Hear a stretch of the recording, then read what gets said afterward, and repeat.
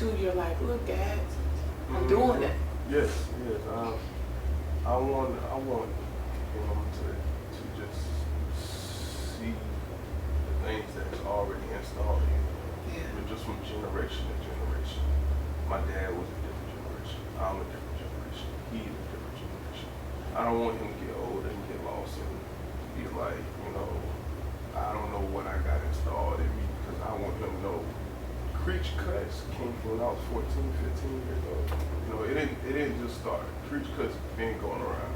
It's just getting more and more people mouths, that's all. Yeah. But it's been going around. The dream it's been there. I just didn't know it. I just didn't know what my purpose was, and I feel like in life, you know what I'm saying, a lot of people do that, especially a lot of young people. They get to the point where they're stuck and they don't know what way to turn. I actually want, tell a lot of young men, if it gets to that point where you don't know which way to turn, you need to be a man and look to God. You don't need to go about doing it the other way, or doing it your homeboy's way, or doing it the way that you see working for somebody else, because that's what I try to do. 2-3 years ago, I was still stuck, I felt like I was moving, but I was moving slowly, and I felt like I could have been moving a little faster. And all I did was literally reach out to God and ask Him to help me follow my purpose. Every living human being on this earth has a purpose. It's all to you, just finding out where you need to get started. Take the initiative step of just getting started. You know what I'm saying? My initiative step was back when I was 14, 15 years old, and I didn't know that. Yeah. I didn't know. I'm just going around the neighborhood. Let me cut your hair. Let me cut your hair. Let me cut your hair. I didn't know back then I'm already putting in trial and error. You know what I'm saying? I'm already trying to kick out my mistakes. You know what I'm saying? Knowing 10 years from now or 10 years from then that I'll be doing the same thing I was doing back then, just 10 times better. Okay, so I guess the question that remains to be asked is that who put the first pair of clippers in your hand, and what, like, at 14 you wake up and say, I think I'm gonna cut some hair today. Like, how does that happen? My dad, and he actually didn't put them in my hand. I just took them and put them in my hand because he had some trimmers in the bathroom, and I always used to love to draw when I was younger. So I always felt like I was a little bit of an artist, but I didn't want my canvas to be paper and pencil. Okay. You know what I'm saying? So I started doing 13, 14. I'm trying to shape my little mustache that I barely got. My uncle's calling it dirt. I just picked him up and I asked my dad if I could shave his head, because he always wanted the bald head, And so I asked him, let me shave your head, let me do your goatee for you. And I did it that first time, and he told me right then and there, boy, you're all right. We went back to the job. Everybody at the job kept asking me, who shaved my head? You know what I'm saying? Yeah, it's his 15-year-old son. So wow. That was where it all started, right there in my mom's bathroom. Okay, so barbering isn't just cutting hair to you, it's art. It's art, it's life, it's all I know. It's something that I really have taken time out to respect now. When I was younger, I didn't have a lot of respect for the craft. I feel like a lot of people don't. Okay. A lot of people don't give a lot of barbers and stylists the respect that they need. You don't know how much hard work is being put into this. It's hard to, to see something that nobody else sees and then put it out there on the canvas. Y'all are our canvas. Our clients are our canvas. When you come in from a haircut of it going back to 3 to 4 weeks, you're just like, oh my God, I don't know what to do. Right. You're saying to yourself, you don't know what to do. But when you come to me, I see work, Yeah. That's Picasso or something, Like, Right. let me do this. Let me do this, have a seat. Yeah. I'm sorry.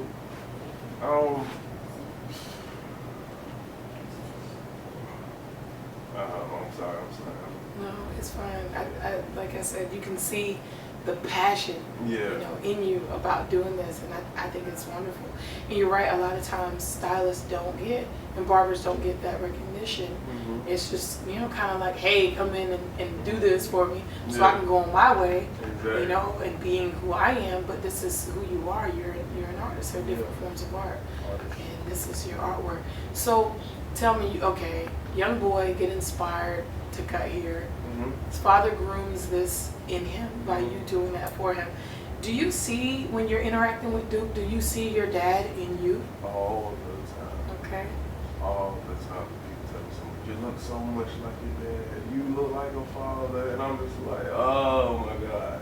But if y'all saying this about me, you never met him. Like, you never met the guy that started it all. Like, you think you like what I look like. Look at him. Like, I see it all the time. I just, I have little flashbacks in my head of things he used to do with us at a certain age.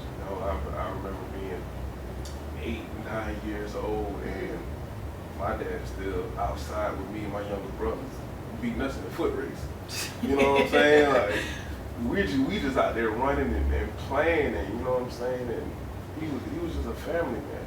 Okay. Like, he put family first before any and everything. And to me, I think just seeing it that much, I never saw a man just always want to be with his family. He had 3 boys, no daughters. You know what I'm saying? So having 3 boys, you know what I'm saying, just a wife, that's a lot. Yeah. You looking at, you know what I'm saying, what to go about it, but I feel like you point us all in the right direction, the perfect direction.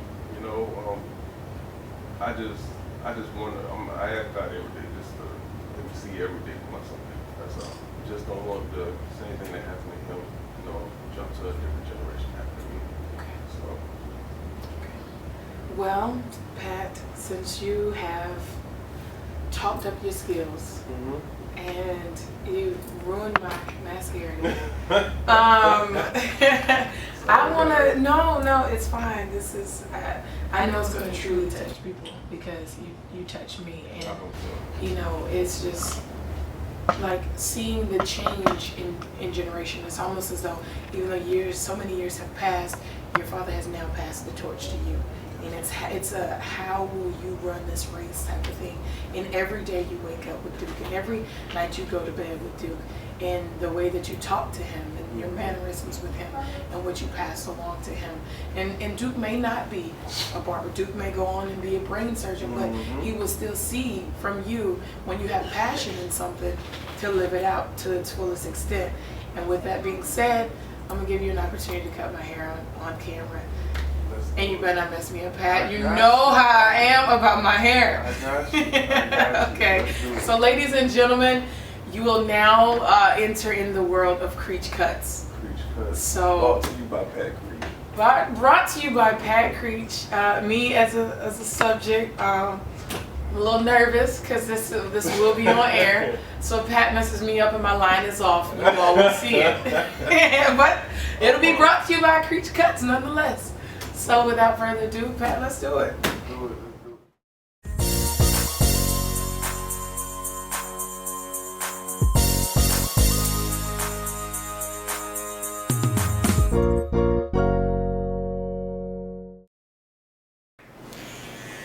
Okay, so I'm getting my Creech cut on right now, ladies and gentlemen. But Pat, I still want to go with our interview. Okay. So why is it, do you think, that a lot of black fathers get the reputation of being absent? Scared. Scared of playing that role. Scared of, what I'm saying, actually letting somebody down before they even try. Now that I am a father, the whole turning your back on your son or your daughter, that's a no-no. I just feel like you can sit there and create them and make them, and you should sit there and be there for them too. Okay. And is it fair to say you have friends who maybe made children but weren't fathers for them? No, ma'am. Not even friends of mine. Okay. Not even friends of mine. Because I'm that friend that stepped to you tell you need to take care of your son or your daughter. Okay.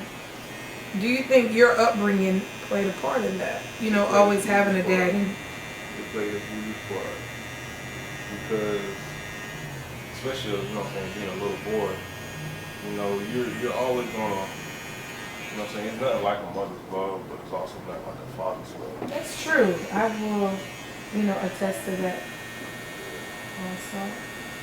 So let me ask you, are there things in your parenting and from your past where, as a father, you would never want them to know about you?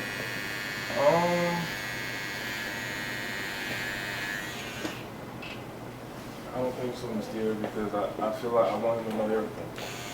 I want him to know everything, where I come from and how I was raised. It's just nothing that I do now that I felt like in his time I wouldn't be able to tell him.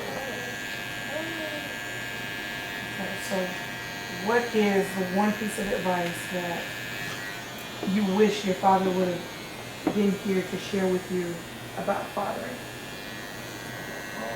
Yeah.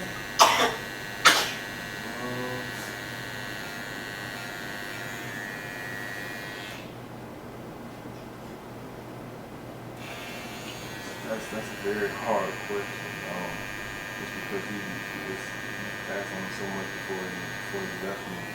But I do know it's actually just praying to God and asking God to be there with the children all the days of their lives. What advice do you have out there for young fathers like yourself? For any guy out there that, you know, you might be taking care of your son or, you know what I'm saying, your daughter, or maybe you're a single parent, maybe you're not, you know. It's different ways of going about it. And I know the first way, if you want to just try, you have to make some type of connection with God. You know, you have to reach out to him and ask him to show you how to be a good parent, even if you didn't have that parent right before your eyes. You know, you have to look at him and ask him, you know what I'm saying, to give you the wisdom, even though you feel like you don't have that wisdom, you know. So my thing I would pass on to, you know what I'm saying, younger parents, especially my guys and my men or whatnot, don't be a quitter. Don't quit on them. You know? They're watching even when you think they're not watching. They're picking up on everything, from mood swing to attitude to your grind, your hustle, what you do. You know what I'm saying? What's your career? What do you hope that this gets from you? Never quit. Never quit. Never give up. Keep your dream alive before you keep anyone else's dream alive. That's good right there, Pat. What do you mean by that? Keep your dream alive before you worry about keeping someone else's dream alive. Because a lot of people will not fulfill their dream and put a lot of effort and time into get somebody else's dream started when you have a dream of your own, you know, a dream that you could, you know what I'm saying, just by trying, you could change your life, you know? And to be honest with you, everybody has a dream. Everybody.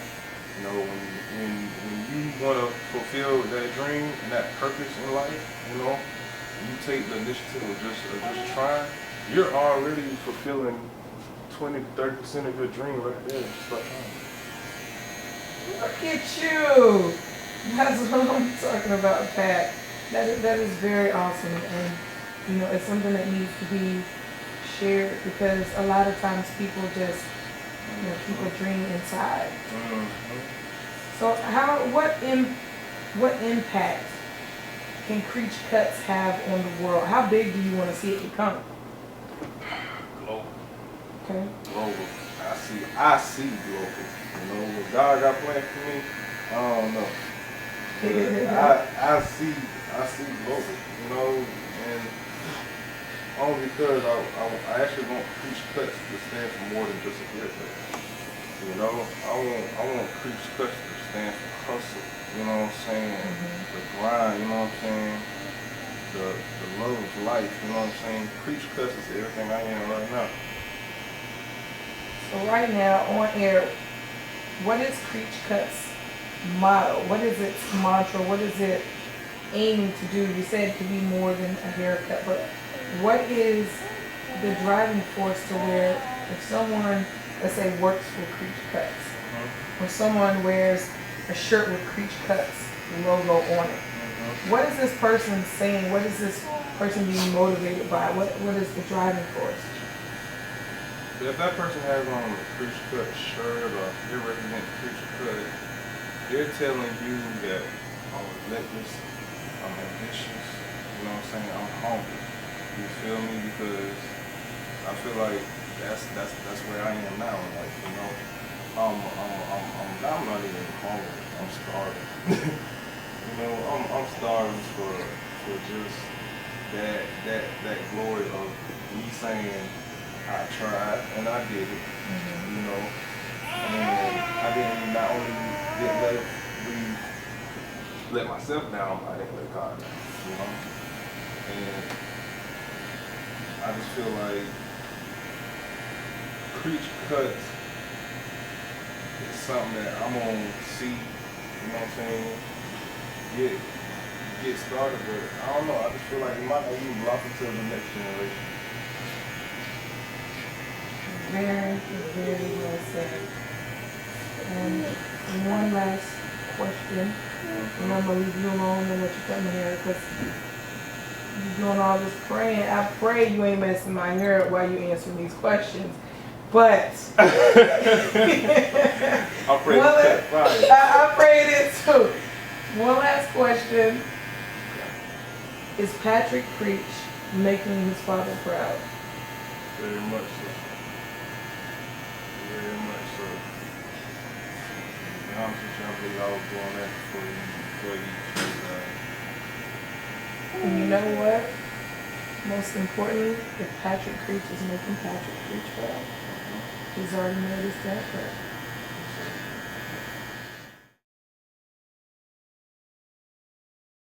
Well, ladies and gentlemen, as you all can see, Creech Cuts is official. I like it. I looked in the mirror. I like it. He made me look good. But this episode of Truth Moment is going to be extremely impactful and just showing that you can move forward despite your own feelings and reservations and even fears with parenting. So in this episode of Truth Moment, Fathering Without a Father, we would like to dedicate to Mr. James Creech, Pat's father. And Pat, is there anything you would like to say to our audience to just kind of, I don't know, just wrap up today and speak towards how this episode has helped you? I just hope that it actually, encourage someone to step up and take the initiative of either being a father or if not to change something that they do daily. Change it and make a change now. That's all I wanted the message to be about today. Okay. And in Pat's case, with losing his father, it's important that he realizes that, every day is a process and goes towards the process of grief. You never get to a point where you say, I'm completely done, if that person has ever impacted your life and meant something to you. So every day Pat lives out trying to make the next day better than the day before, as he lives on his father's legacy and passes on all of his father's advice and ways of life to his son, the third generation of Creechmen. I'm Tiara Pritchett. That's my truth. This is Pat Creech. These are Pat Creech Cuts. Creech Cuts, right? Creech Cuts. And that's our truth. What's yours?